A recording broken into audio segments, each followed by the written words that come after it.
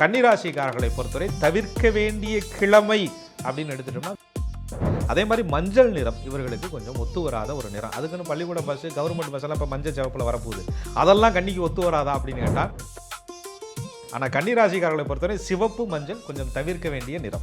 வாகனம் வாங்குறதுல ரொம்ப முக்கியமான விஷயம் அந்த எண்கள்னு சொல்லுவாங்க. அப்படி இருக்கும் பொழுது கன்னிராசிக்காரர்களுக்கு அந்த அனுகூலம் தரக்கூடிய அந்த எண்கள்லாம் எதை சொல்லுங்க? இப்போ மூன்றாவது எண்ணில் கூட்டு எண்ணில் வண்டி வாங்கிட்டாலே எல்லாரும் வண்டியே கடனில் இருக்கும். வண்டி ஒரு பக்கம் கடை, புத்தம் ஒரு பக்கம் கிடைங்கிற மாதிரி அவஸ்தைப்பட்டு இருப்பாங்க. ரொம்ப சூதானமாக கவனிக்க வேண்டிய எண்ணுன்னு சொல்லும்போது 4-7, பயன்படுத்தவே கூடாத எண்ணுன்னு சொல்லும்போது, நீங்கள் எந்த பயணங்கள் தொடங்குவதாக இருந்தாலும் கூட மல்லிகை பூவை வண்டிக்குள் வைத்துவிட்டு அந்த பயணத்தை தொடங்குறது கன்னிராசிக்காரர்களுக்கு சக்ஸஸை கொடுக்கும்.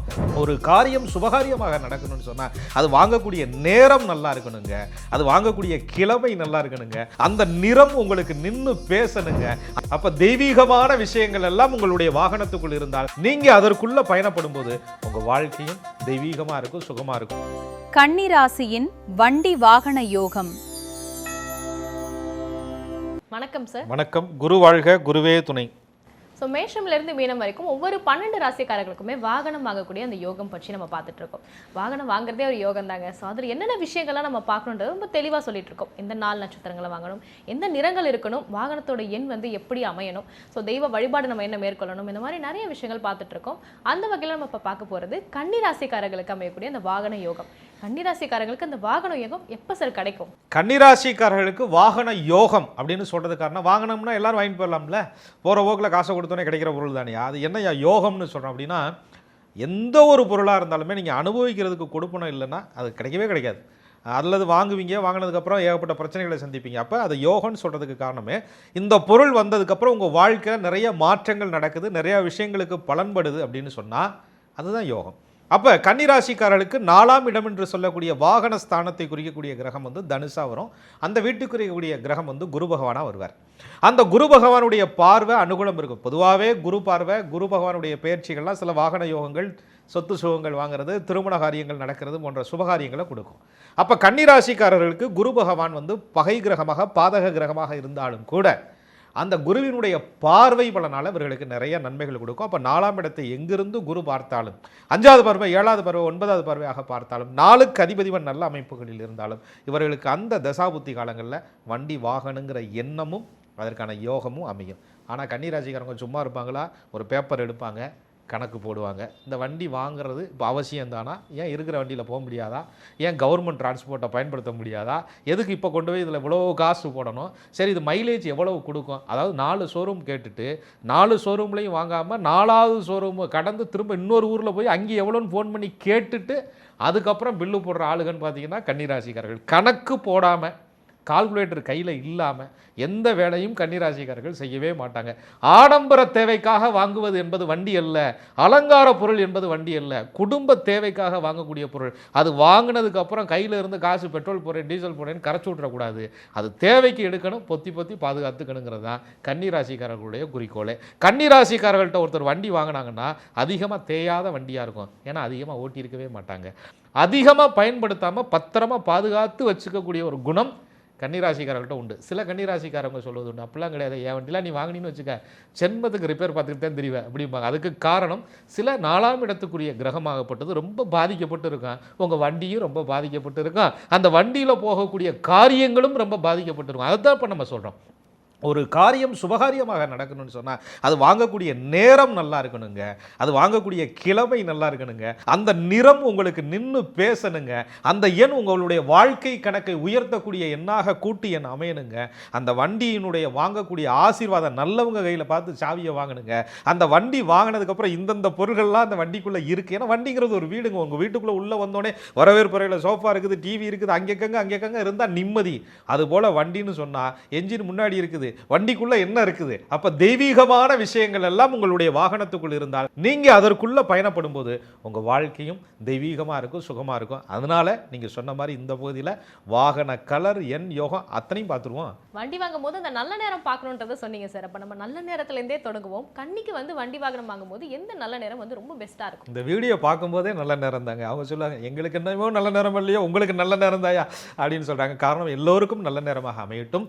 கன்னிராசிக்காரர்களை பொறுத்தவரை அவர்களுக்கு வாங்கக்கூடிய நாள் அதை ரொம்ப முக்கியமாக எடுத்துக்குவோம். பொதுவாக வந்து நட்சத்திரம் பார்த்து நம்ம வாங்குகிறோம். நம்ம ஜென்ம நட்சத்திரத்துக்கு அனுகூலமான நட்சத்திர நாள். அது என்ன அனுகூலமான நட்சத்திர நாள்? நல்ல சம்பத்து கொடுக்கக்கூடிய தாரை பலன் இருக்குது. அப்போ அந்த தாராபலனை பார்த்து நம்ம முடிவு எடுக்கிறோம்.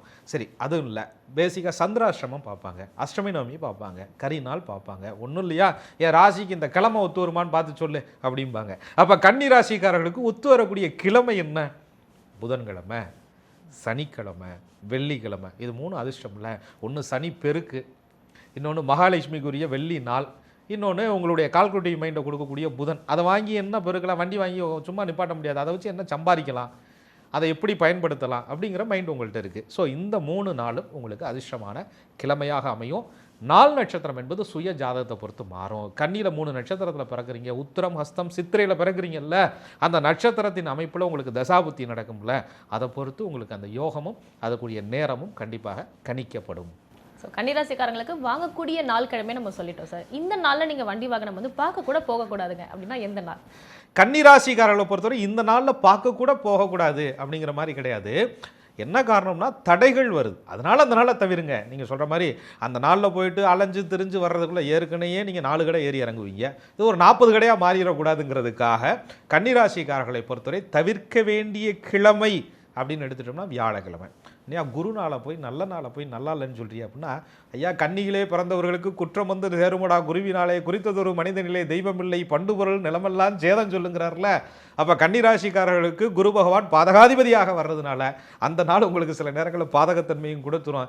போய் உங்களுக்கு மேனேஜருக்கு வாக்குவாதம் வந்துடும், அல்லது வாங்க போகலான்னு நினைக்கல சரியான பணம் அமையாமல் போயிடும், அல்லது வாங்கிட்டு போன பணம் சரியான நேரத்தில் கொடுக்க முடியாமல் போயிடும். அவ சொல்லாதே வியாழக்கிழமை ஒத்து வராது அவ்வளவுதானே அப்படிம்பாங்க. கண்டிப்பாக வியாழக்கிழமை ஒத்து வராது. கன்னிராசிக்காரங்களுக்கு எந்த நாளில் வாங்கணும்னு நம்ம சொல்லியிருக்கோம். எந்த நிறங்களில் வந்து அவங்களோட வாகனம் வந்து அமையணும் சார்? நிச்சயமாக கலர்ஸ் வந்து ரொம்ப இம்பார்ட்டன்ட் இல்லையா?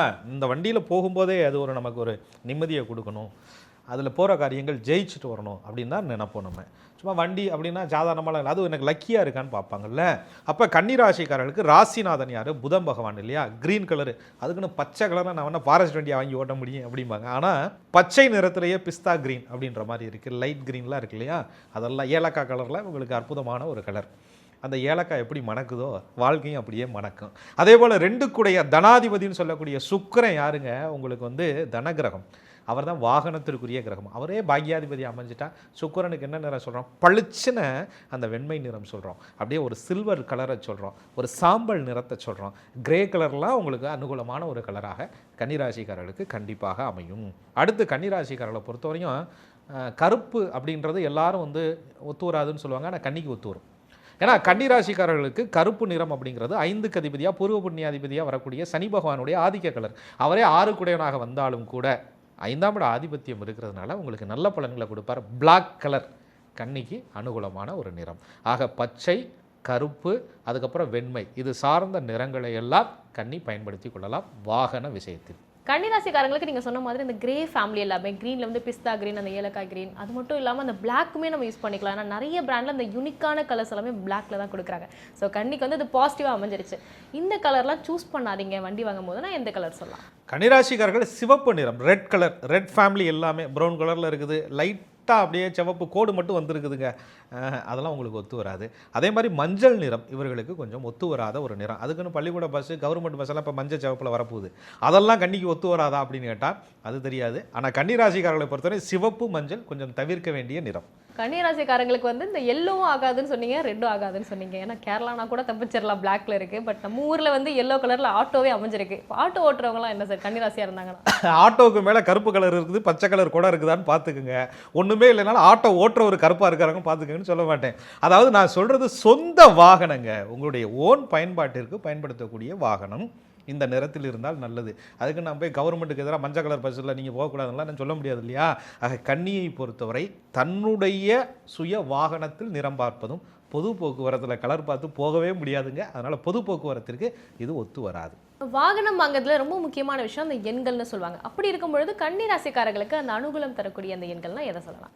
அனுகூலம், நல்ல சாத்தியமான வெற்றி, அவங்களுடைய அந்த போக்குவரத்திற்கு சக்ஸஸை கொடுக்கக்கூடிய எண், அவங்க தொட்ட காரியங்களை ஜெயிக்கக்கூடிய எண் அப்படின்னு எடுத்துட்டோம்னா 6. கன்னிராசிக்காரர்களுக்கு 2 கூடைய 9 கூடைய சுக்கிர பகவானுடைய ஆதிக்கமான 6வது எண் வெற்றி தரும், 8வது எண் அனுகூல உயர்வுகள் தரும், 5வது எண் வாழ்க்கையில் மிகப்பெரிய உச்சத்தை தொடவை. ஸோ கன்னிராசிக்காரங்களுக்கு இந்த வாகனத்துடைய கூட்டு எண் வந்து 6, 8, 5 இதெல்லாமே இருக்கலாம்னு நம்ம சொல்லி விடுபட்ட எண்களை அவங்க எப்படி எடுத்துக்கிறது, அந்த நெகட்டிவ் எண்களை வந்து அவங்க எடுத்துக்கலாமா? செவ்வாய் பகவானுடைய ஆதிக்க எண் 9 பயன்படுத்த முடியாது. அது அதிகமான விபத்து, விரயங்கள், செலவினங்கள் அதிகம் கொடுத்துக்கிட்டு இருக்கும். அந்த எண் வந்து 3வது எண் வந்து கடன் வாங்குறதுக்கும் கடன் கட்டுறதுக்கும் தான் அந்த வண்டியை பயன்படுத்திக்கிட்டு இருப்பாங்க. இப்போ 3வது எண்ணில் கூட்டு எண்ணில் வண்டி வாங்கிட்டாலே எல்லாரும் வண்டியே கடனில் இருக்கும். வண்டி ஒரு பக்கம் கடன், புத்தம் ஒரு பக்கம் கடைங்கிற மாதிரி அவஸ்தைப்பட்டுட்டு இருப்பாங்க. அல்லது அந்த வண்டியை எடுத்துகிட்டு போனாலே கடன் பிரச்சனை அதிகமாக இருக்குது அப்படின்ற மாதிரி ஒரு தொல்லையில் இருக்கும். அதே போல் சந்திர பகவானுடைய ஆதிக்கம், சூரிய பகவானுடைய ஆதிக்கம் 1, 2ங்கிறது சுய ஜாதகத்தை பொறுத்து. சூரிய பகவான் சந்திர பகவானுடைய அந்த அமைப்புகள் சொல்கிறோம். கண்ணியில் சந்திரன் இருக்கிறாருன்னா என்ன நட்சத்திரத்தில் இருக்கிறாங்கிற பொறுத்து அந்த 2வது எண்ணை அவர்கள் பயன்படுத்தலாம். அதே போல் ராகு கேதுவினுடைய ஆதிக்கம் என்னன்னு ஒன்று இருக்குது. இப்போ கன்னிக்கு வந்து புதனுக்கு ஒரு ராகுவோடு சம்மந்தப்படும் போது அந்த வெளிநாடு பயணங்கள், வெளியூர் தேசங்கள்லாம் நீங்கள் பார்த்தீங்கன்னா டக்குன்னு ஒரு வண்டி வந்ததுக்கப்புறம் இவங்களுக்கு அமைஞ்சிரும். இல்லையா, வண்டி வாங்கி ஊரில் சுற்றலான்னு பார்த்தா வண்டி வாங்கலேருந்து பத்திரமா இருக்குது. நான் இருக்கேன் இப்போ சிங்கப்பூரில், வீடியோ காலில் தான் என் வண்டியை பார்த்துட்டு இருக்கேன்பாங்க. அந்த வண்டி வாங்கின உடனேயே அவர்களுக்கு ஒரு பயண யோகம் உருவாகுது அப்படின்னு சொன்னால் ராகு பகவானுடைய தயவு 4வது எண் அப்படிங்கிறது. அப்போ விசா பாஸ்போர்ட் கிடைக்காதவங்களாம் 4ஆம் நம்பர் வண்டியை பார்த்து நிறுத்திடக்கூடாது. அது சுயமாக சுய ஜாதகத்தில் அந்த திசைகளும் நடக்கணும். அப்போ அது அதிர்ஷ்டமாக நடக்கும். 7வது எண் அப்படிங்கிறது கேது பகவானுடைய எண். கல்வி, படிப்பு போன்ற விஷயங்களுக்கு அந்த எண் இவர்கள் பயன்படுத்துகிறாங்க. அப்போ வண்டி வாகனத்தில் அனுகூலமான எண் அப்படின்னு சொல்லும்போது 5, 6, 8. கொஞ்சம் கவனிக்க வேண்டிய எண்ணுன்னு சொல்லும்போது 1, 2.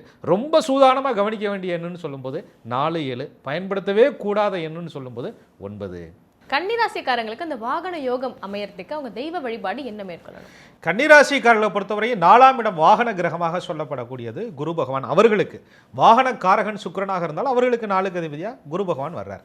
ஆனால் அவரே கொஞ்சம் தடை பிரச்சனைலாம் அவர்களுக்கு கொடுக்குறாருல. அப்போ 2ஆம் இடத்தை கையில் பிடிச்சிக்கணும். 2ஆம் இடம் யார்? துலாம். அங்கே யார் உட்கார்ந்துருக்கா? சூட்சமமாக லட்சுமி நரசிம்மர் இருக்கார்ல, சுவாதி நட்சத்திரத்தில் அங்கே அமைப்புகள் இருக்குது. அப்போ அந்த நரசிம்மரை அவர்கள் வியாழக்கிழமைகளில் நித்திய பிரதோஷ வேலைகளில் அல்லது பிரதோஷ காலங்களில் லட்சுமி நரசிம்மரை தொடர்ந்து வழிபாடு செய்து வரும் பொழுது வாகன யோகம் அவங்களுக்கு உண்டாகும். ஸோ வாகனம் வாங்குவதற்கு கன்னிராசிக்காரங்க வந்து என்ன வழிபாடுன்றதை நம்ம சொல்லிட்டோம். வாகனம் எடுத்துட்டாங்க சார், எடுத்துட்டு புது வாகனம் முதல்ல அவங்க எந்த தெய்வத்தை வழிபடணும்?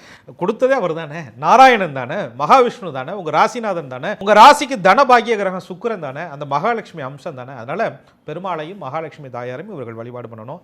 அதற்கு முன்னாடி விநாயக பெருமானை கும்பிட்டுட்டு குலதெய்வத்துக்கு காணிக்கை எடுத்து வச்சுட்டு பக்கத்தில் ஏதாவது திவ்ய தோஷங்கள் இருந்தால், பெருமாள் கோவில் இருந்தால் அவங்கள கும்பிடுறது ரொம்ப சிறப்பு. கன்னிராசிக்காரங்க தன்னோட வாகனத்தில், அதாவது அன்றாட பயணம் பண்ணுறோம், அந்த மாதிரியான வாகனங்களை அவங்க என்ன பொருள் வைக்கணும் சார்? கன்னிராசிக்காரர்களை பொறுத்தவரை தன்னுடைய வாகனத்தில் 4 டயருக்கும் காற்றை பத்திரமா வச்சுருக்கணும். ஏன்னா ராசிக்கு 2ஆம் இடம் துலாம், காற்று ராசி. கரெக்டாக பயணப்படும் போது தான் பஞ்சராக இருக்கியா அல்லது போகிற வழியில் தான் ஏற்படுகிறனே அந்த டைம் லேட் ஆச்சு அப்படிம்பாங்க. அதனால் அந்த வாகன பராமரிப்பு என்பது ரொம்ப முக்கியம். கன்னிராசிக்காரர்களுக்கு டாக்குமெண்ட், வண்டியினுடைய ஆவணங்களை சரியாக வச்சுருக்கணும். ராசிநாதன் புதன் பகவான். திடீர்னு இன்சூரன்ஸ் போட மறந்துடும், ஏதோ ஒன்று, அவங்க எவ்வளோ கால்குலேட்டிவாக இருந்தாலும் அந்த சூழல் வந்து வாகனத்தில் பிரச்சனையை கொடுக்கும்.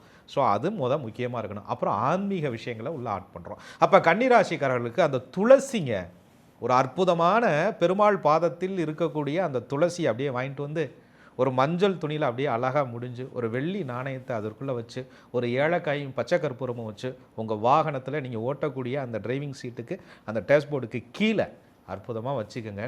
சென்டராக வந்து நல்ல ஒரு விநாயகர் படம் குட்டியாக அழகாக ஜம்முன்னு அதை வைங்க. வைக்கிறது மட்டும் இல்லாமல் போகிற வழியில் முடிஞ்ச அளவுக்கு மல்லிகைப்பூ வாங்கி வண்டிக்குள்ளே வைங்க. நீங்கள் எந்த பயணங்கள் தொடங்குவதாக இருந்தாலும் கூட மல்லிகை பூவை வண்டிக்குள் வைத்துவிட்டு அந்த பயணத்தை தொடங்குறது கன்னிராசிக்காரர்களுக்கு சக்ஸஸை கொடுக்கும். கன்னிராசிக்காரர்களை பொறுத்தவரை அந்த வாகனம் என்பது அழகு மட்டுமல்ல, ஆடம்பரம் மட்டுமல்ல, செல்வ வளத்தையும் கொடுக்கக்கூடிய ஒரு பொருளாக இருக்கணுங்கிறதுனால அந்த செல்வ மகள் மகாலட்சுமியினுடைய ஒரு படத்தை அழகாக ஸ்டிக்கரில் அந்த இடத்துல அவருடைய திருநாமத்தை எழுதி வைங்க. நிறைய நன்மைகள் நடக்கும். நிறைய பேர் தன்னோட வாகனத்தில் வந்து நிறைய சீக்ரெட்ஸ் எல்லாம் வச்சிருப்பாங்க, பழைய விஷயங்கள்லாம் இருக்கும், அதை அவங்க மறந்துருப்பாங்க. அப்படி இருக்கும் பட்சத்தில் கன்னிராசிக்காரங்க நீங்கள் மறந்தோ தெரிஞ்சோ தெரியாமலோ இந்த பொருளை வச்சிடாதீங்கன்னா எந்த பொருள்? கன்னிராசிக்காரர்கள் தன்னுடைய பயணம் வந்து பாதுகாப்பாக இருக்கணும்னு நினைப்பாங்க. ஒருவேளை லைட்டு கிட்டு போகிற வழியில் எரியாமல் போச்சுன்னா ஒரு டார்ச் லைட் வேணும்ல அப்படின்னு எரியாத டார்ச் லைட்டு பல வருஷமாக உள்ளே இருந்துக்கிட்டு இருக்கு, ரிப்பேர் ஆகி போய் அது சுத்தமாக இருக்கக்கூடாது. துருப்பிடிச்ச பூட்டு எங்கேயாவது போகும்போது அது ஏதாவது அந்த சாவியை மாற்றிருப்பாங்க, அதை பண்ணியிருப்பாங்க, இது பண்ணியிருப்பாங்க, அதெல்லாம் பார்த்தீங்கன்னா துருப்பிடிச்சு பத்திரமா பாதுகாப்பாக வண்டிக்குள்ளே இருக்கேன். நல்ல கம்பி தெரியும் வரை ஓட்டின டயரு ஸ்டெப்னிக்கு ஆகுமேன்னு எடுத்து பின்னாடி வச்சுருப்பாங்க. அது வாழ்க்கையில் பிரச்சனையை கொடுக்கும். ஆக கன்னிராசிக்காரரை பொறுத்தவரை இந்த மாதிரி பொருட்களை வண்டிக்குள்ளே வைக்கக்கூடாது. 4ஆம் இடம் குருவாக வர்றதுனால விபூதிகள் வாங்குறீங்கல்ல, அதை அங்கேங்க செதறி கிடக்கக்கூடாது. போட்டால் பின்னாடி சீட்டில் ஒன்று, ரைட் சைடு சீட்டில் ஒன்று, லெஃப்ட்டில் ஒன்று, பார்க்குற இடம் பூரா அப்படியே பார்த்தீங்கன்னா அப்படியே பக்தியாக இருக்கிற மாதிரி இருக்கும். ஆனால் எல்லா பக்கமும் குங்குமம் ஒட்டிக்கிட்டு இருக்கான், அது வைக்கக்கூடாது. அதே மாதிரி தண்ணீர் பாட்டில்கள், காலி பாட்டில்களை அப்படியே வண்டிக்குள்ளே போட்டு வச்சிருக்கக்கூடாது கன்னிராசிக்காரர்கள். விரையாதிபதி சூரிய பகவானுடைய அம்சமாக கன்னிராசிக்காரர்களுக்கு இருக்கிறதுனால அந்த வண்டிக்குள்ளே பார்த்தீங்கன்னு சொன்னால் அந்த மிரர்லாம் பார்த்தீங்கன்னா அது பழைய ஒட்டின ஸ்டிக்கராக இருக்கும். அதுக்கு மேலேயே ஸ்டிக்கரை ஒட்டி ஒட்டி ஒட்டி பார்க்குறதுக்கே ஒரு மாதிரி இருக்கும். அதெல்லாம் கன்னிராசிக்காரர்களுக்கு இருக்கக்கூடாது. சுக்கிரனுடைய அம்சம் இருக்கிறனால நீங்கள் உள்ளேருந்து பார்த்தா அப்படியே பளிச்சுன்னு இருக்கணும், வெளியிலேருந்து பார்க்கும்போது அப்படியே உங்களுடைய முகம் உள்ள தெரிகிற மாதிரி இருக்கணும். அந்த மாதிரி வாகனம் தான் கன்னிக்கு உயர்வு தரும். சாவின்னு சொல்லும்போது தான் சார் ஞாபகம் வந்துச்சு. ஏன்னா துருப்பிடிச்ச சாவி, இரும்பு பொருட்கள் வைக்கக்கூடாதுன்னு சொன்னீங்க. அப்போ ஷோரூம்லேருந்து வராங்க புது சாவிங்க, யார் கையில் கொடுத்து வாங்கி உங்கள் ஆசீர்வாதம் பெறணும்? கன்னிராசிக்காரர்களை பொறுத்தவரை அவர்களுக்கு 5ஆம் இடம் என்றது சனி பகவான், பெரியவர்களுடைய அவங்க குடும்பத்தில் இருக்கக்கூடிய பெரியவங்களுடைய ஆசீர்வாதம் அவங்களுக்கு முக்கியமாக வேணும். அவங்க கையில் கொடுத்து அந்த சாவியை வாங்குறது அவங்களுக்கு அனுகூலத்தை கொடுக்கும். வாகனம் வாங்கினதுக்கு அப்புறம் அந்த புது வாகனத்தோட டெய்லி அவங்க பயணிக்கும் பொழுது ஒரு நல்ல காரியங்களுக்கு போறாங்க, சுப காரியங்கள் நடக்குது, ஒரு நிறைய சக்ஸஸான ஒரு விஷயங்கள்லாம் பண்ண போறாங்கன்னா இந்த பாடலை நீங்க கேட்டு போங்க. டெய்லியும் காலைல ஃபர்ஸ்ட் இந்த பாடல் கேளுங்கன்னா கன்னி ராசிக்கு இந்த பாடல். கன்னிராசிக்காரவங்க பாடுறத மற்றவங்க கேட்குற மாதிரி இருக்குங்க. அவ்வளோ அழகாக சமைக்கும் போதும் சரி, அவங்களுடைய தொழில் நேரங்கள்லையும் சரி, அந்த ஒரு கதை பாட்டு இதெல்லாம் மெமரிஸில் அவங்களுக்கு ஓடிட்டே இருக்கும். அவங்க பிளேலிஸ்ட்டில் நிறைய அனுபவமிக்க பழைய பாடல்கள் அதிகமாக இருக்கும். அதில் அந்த காதல் பாடல்கள், கவிதை நயமிக்க பாடல்கள் இதெல்லாம் அவங்க நிறையா கேட்டுட்டு இருப்பாங்க. அதோடு சேர்ந்து அந்த இறைவனுடைய திருநாமமும் ஆண்டாளுடைய பாடலும் ஆண்டாளுடைய திருப்பாவையும் தினசரி இவர்களுடைய வண்டியில் எடுக்கும்போது ஒரு செகண்ட் அப்படி கேட்டுட்டு அப்படி ஸ்டார்ட் பண்ணதுக்கப்புறம் தான் பாட்டை கேட்க முடியும். வாழ்க்கையை ஸ்டார்ட் பண்ணால், பயணத்தை ஸ்டார்ட் பண்ணால் வாழ்க்கை சிறப்பாக இருக்குது. இந்த பகுதியில் கன்னிராசிக்காரங்களுக்கு அந்த வாகன யோகம் எப்படி இருக்குன்றது நம்ம பார்த்தோம். சாதாரணமாக கிடையாதுங்க. எந்த நாளில் வாங்கணும், எந்த நிறங்களில் வாங்கணும், எந்த தெய்வ வழிபாடு வந்து அவங்க மேற்கொள்ளணும், சாவி கொடுக்குற விஷயம் கூட யார் கையில் கொடுத்து வாங்கணும், எந்த பாடல் கேட்டால் அவங்களோட லைஃப்பில் வந்து ஒரு சூப்பரான ஒரு பாசிட்டிவ் ஸ்டார்ட் வந்து கிடைக்கும் அப்படின்றத ரொம்ப அழகாக பார்த்தோம். ஸோ அடுத்த பகுதியில் வேறொரு தகவலோடு சந்திக்கலாம். நன்றி. நன்றி. குரு வாழ்க, குருவே துணை.